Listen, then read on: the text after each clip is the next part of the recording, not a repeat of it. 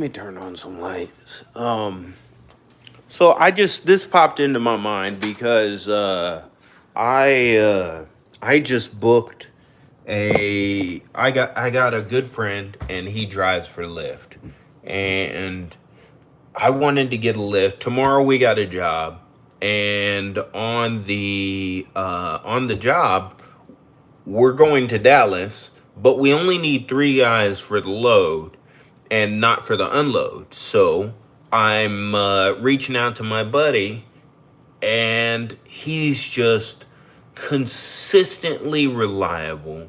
I'm a strong believer in small business over big business for a few different reasons, but in this case specifically, I'm paying more than I typically would.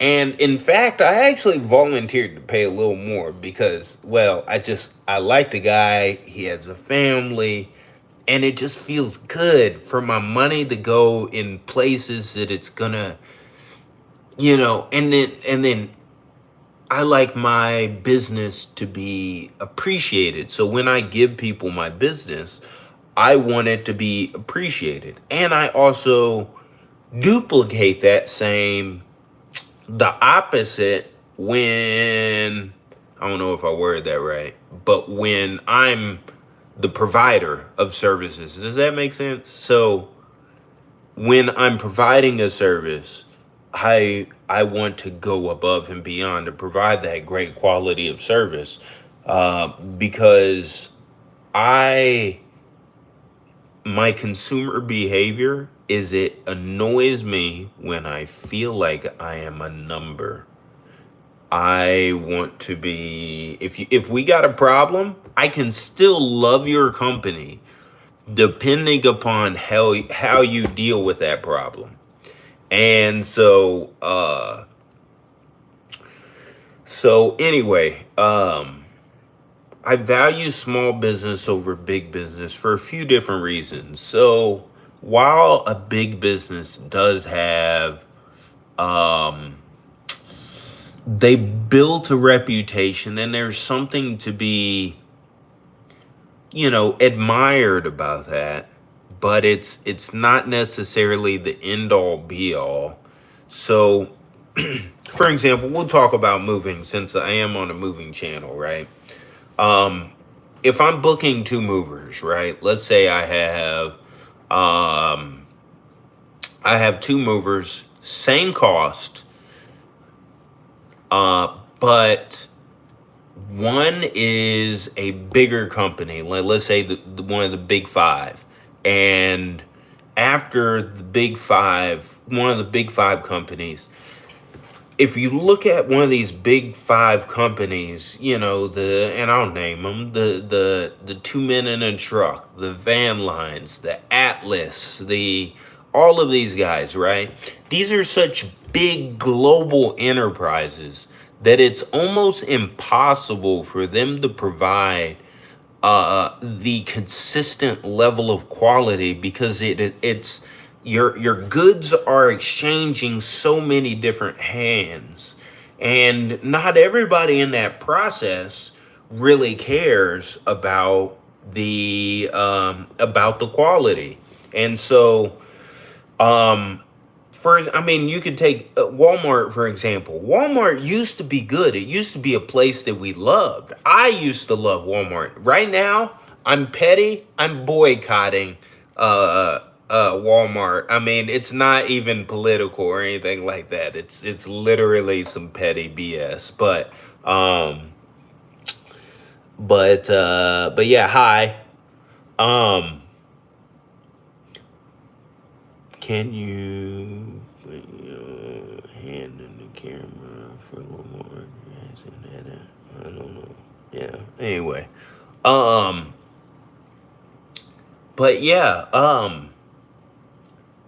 it's too for moving companies. It's just once you reach a certain point, and I wish the moving industry was like tracked better, because and this is really a beef that I have, as you could kind of tell, when it comes to the moving industry. This is my industry. And so all the, the having a dot number, being listed on the FMCA, and all these other like qualifications, honestly, none of those things really matter when it comes to picking your movers.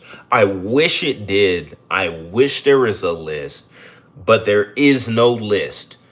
Maybe a corporation could be listed, but larger corporations like the big five, they subcontract out, and all those subcontractors aren't, they're not all going to care about the same quality that the company intended for. And so anyway, I know I'm ranting a little bit, but if you come to the small business, now not all small businesses are created equal, but for example, me, I, and this isn't just an ad for myself. There's also like my buddy with Manly Movers. I recommend them. I've heard nothing but great things about. There's a smaller company here named Little Guys Movers. I've heard great things about them, and but anyway, these are smaller companies. I think Little Guy Movers has only has maybe like 4 or 5 trucks running. So they're a lot bigger than me. Me, I'm small operation. So's my buddy with Manly Movers. But the point that I'm getting at uh, is that when you book us, the smaller company, we have a reputation to protect, because for us smaller companies, we get the trickle down, right? The larger companies, they're able to spit money out in advertisements, ads all day. So it's natural habit for consumers to call these the Van Lines, the Atlas, the Mayflower, all these big guys, or the Two Men in a Truck, the All My Sons, all these big guys, right? And then we get the trickle down. So we have to work harder to maintain a certain level of business. And there's a few ways we can do that. We can either just consistently promote, try to post ads, or what I found to be the most effective and the most ROI positive is just doing a damn great job. Like, excuse my language, but when I go out, I could be slow. Like the whole entire industry on all the groups that I'm on could be dead slow, and I'll still have jobs. Now, there are certain times when it's just the market and it's freaking dead slow, or it's not that season. And so, um, oh, cool. But, but when I'll be still working, I'll still have jobs when others are slow. And like, for example, literally today, I did a job for a customer that was referred from a customer that I moved 2 years ago. And I moved them, I did an out of state move. I moved them from Ohio to here in Texas. And I haven't heard from them since. And 2 years later, they have a friend that's moving. I think at one point they got quotes from someone else, and then they were talking to their buddy about it, and they were all like, "Oh, well, you got to hire this guy." And they were talking about how nice I was, how great of a job I did, and yeah, I mean, stories like that happen all the time for me. Like jobs just come out of the blue. And it's because as a small business owner, that reputation is what carries on. Earlier this month, or it's not July anymore, but earlier in July, I did a move from for a customer that was moving. They heard about me on Reddit because I had a customer make a post on Reddit about me. I think it was like 3 or 4 years ago, maybe even longer than that. And I moved them from Ohio to Michigan. So a small move. And they saw that post, gave me a call. They flew me out to New York, and we moved them to North Carolina. Yes. But anyway, I'm ranting, I'm venting, but yeah, it makes such a big difference. I also, one thing, if I could give you any word of advice or um, a word of caution, is that I hear it all the time when I talk to customers or whenever I crawl through Reddit, and there are all these sorts of questions or experiences. You get to hear the worst of the worst, and people are very shy with the best experience for some reason. But um uh what was I getting at there? I am coming off by the way, I am coming off of an 8 hour day of packing, not moving. And just so you know, moving is packing is much more mental than it is physical, but it can be physically draining because your mind is working the entire time. It's like playing constant Tetris. Um, but anyway, I think I was talking about the move or what have you, and then I started ranting. But oh, that's right. The word of caution is that I hear it all the time. People do so little research on the moving companies they choose to book, and it is ridiculous. What is your story? Can you elaborate? What do you mean by what's my story? Like how I got started, like how I started the moving company? But while I wait for a response, um, essentially,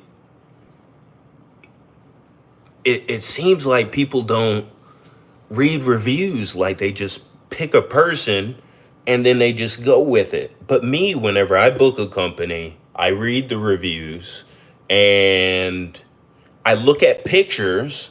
When I look at pictures to try to tell if they're stock photos, I like to see how they take care of furniture because I have to book movers whenever I go out of state and etc. But yes, do your research. So what's my story? Um, I will try to make this as short as possible. I am a rather long-winded person, so I'm gonna keep this brief. But I started back in 2015, and I started out of necessity because I had started a different company. I had a tech company at one point, and I decided to leave, and I went back to work. That crap was a pain in the ass. Excuse my language. And I just, after being an entrepreneur, I it was just without growth opportunity. I just couldn't be an employee. So I was like, what can I do for a business? And so I bought a $50 dolly, and I started networking and finding moves. I walked to my first move, and I had zero moving experience. And slowly but surely, I learned how to use ratchet straps. I started with rope, didn't like rope. and then just kind of taught myself how to rap. I learned a lot from watching people whenever I unloaded a job. I got to see how people wrapped up furniture and just kind of grew. And I was very bootstrapped. Every dollar I made, I just reinvested. So I bought a truck and a pickup truck. By the way, I have remained labor only, and I wouldn't want it any other way. I wouldn't want to be a full service. By that I mean I wouldn't want to provide my own trucks. It's just such a pain in the ass. It's an overhead, and on top of that, is that you have all these insurances and stuff like that. The moving industry is really up and down, and it's almost like annoying, but it's great because you could be slow as crap and then busy as crap. And yeah, anyway, I'm sorry about the rant.